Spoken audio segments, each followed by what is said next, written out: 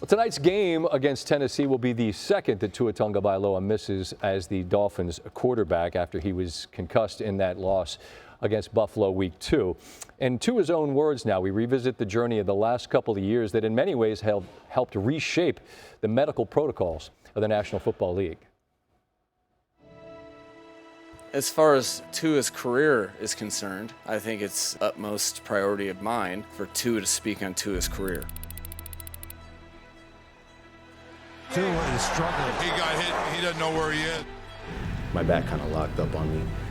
But for the most part, I'm good past whatever concussion protocol they had, so I'm good. It's a quick turnaround, so you got to move on quick, and get ready for Cincinnati. I remember the entire night up to the point where I got tackled.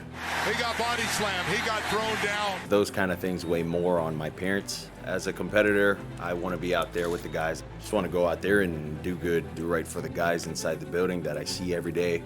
The NFL Players Association has called for changes in the league's concussion protocols, coming amid the controversy surrounding the handling of how Tua Tagovailoa's concussion evaluation was handled in a game against the Bills 2 weeks ago. The Miami Dolphins quarterback entered the NFL's concussion protocol after the team's loss. Was there any thought about, walking away? It's my health, it's my body, I feel like this is what's best for me and my family. I love the game of football. If I didn't, I would have quit a long time.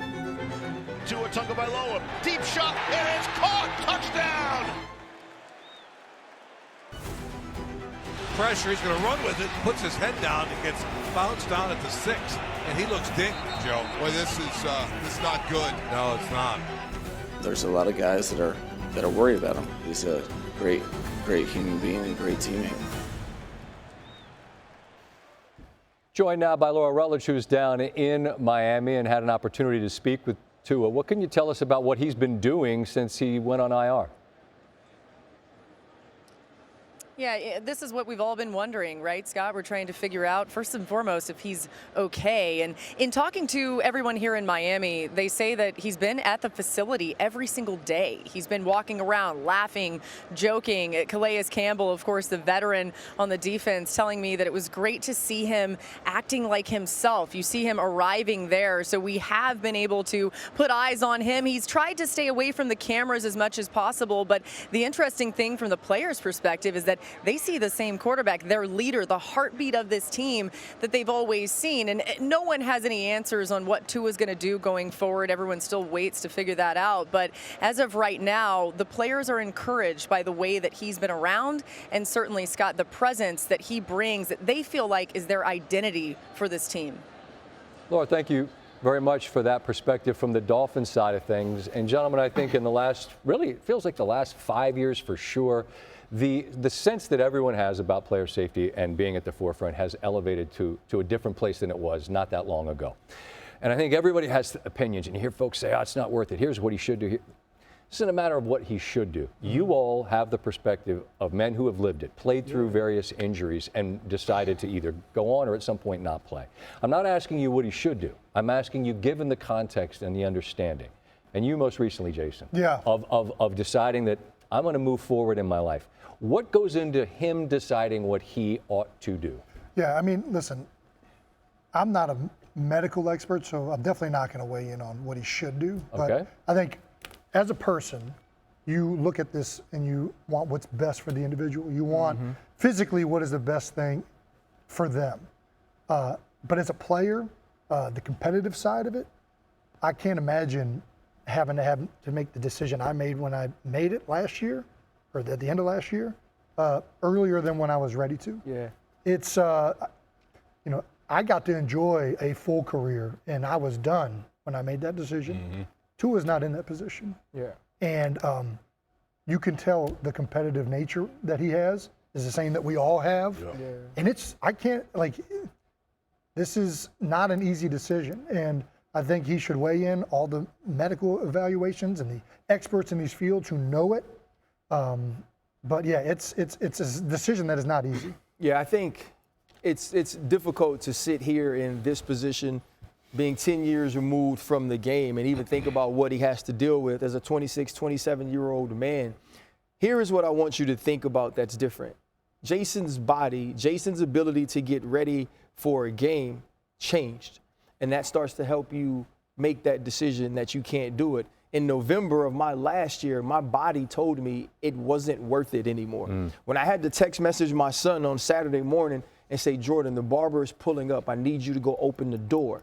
Wow. Right? Because he had to get his hair cut first, knowing that Saturday and I got to play on Sunday and I was going to figure out a way. That's where I was. When Tua Tagovailoa gets over these concussion symptoms, he's going to feel great. Right? His whatever is ailing him, the thing that we're asking him to retire for, he's not going to feel at the time he is making this decision. And so when he's talking to his family members, when he's talking to these doctors and everyone's weighing in on him making his decision, he's going to feel like a man that can do what God made him to do and what he's loved since he was a child.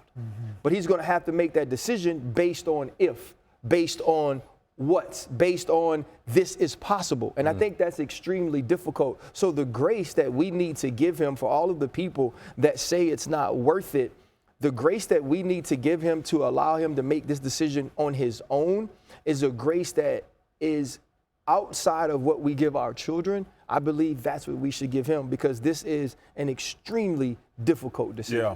I think the fear of the monster that may be to come is what makes the decision so hard, based on the information that we have about the ramifications later on in your life, right? Traumatic brain injury. And 10, 12 years ago, we would have been sitting at this desk, and there's no question when Tua's ready, he'll be back. Rub some dirt on it. Yeah, exactly. And that was the mentality. Yeah. And as you see not only sports evolve, but how much information we have access to about the things that we do in order to play the game, to me is what makes it the most difficult situation that you can be in.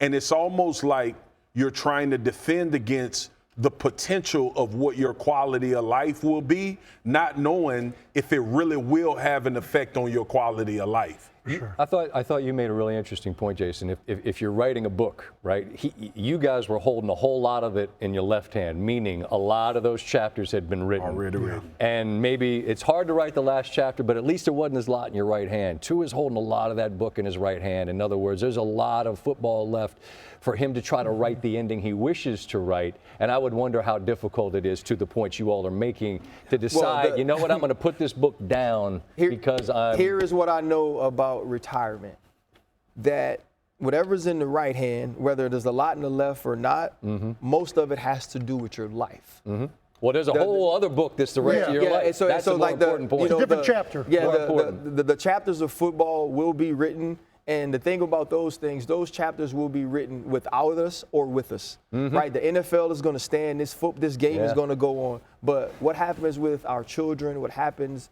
with our families, with our loved ones, those things change if we are different. And that's the decision that Tua Tagovailoa has. But I also think you brought up something that I want to touch on. Like, nobody's guaranteed tomorrow. And, like, all that stuff, like, you got to plan for that like it's going to happen. But what Tua knows right now is he's a dang good football player. Yeah. And he loves the game. And to stop doing that over something that you don't know is going to happen. That's what makes it difficult. When you and I were talking before you decided what to do, I said make the next chapters the best chapters of your life, and that's that book's the most important, because that book of football is a relatively short one, and hopefully. Right now we're in the chapter where the kids don't sleep at night. It's a pretty miserable chapter. It gets better. It gets better, but you're going to be here for all of that, and that's why I'm important. Really, a fantastic perspective and thoughts, guys. Certainly appreciate that.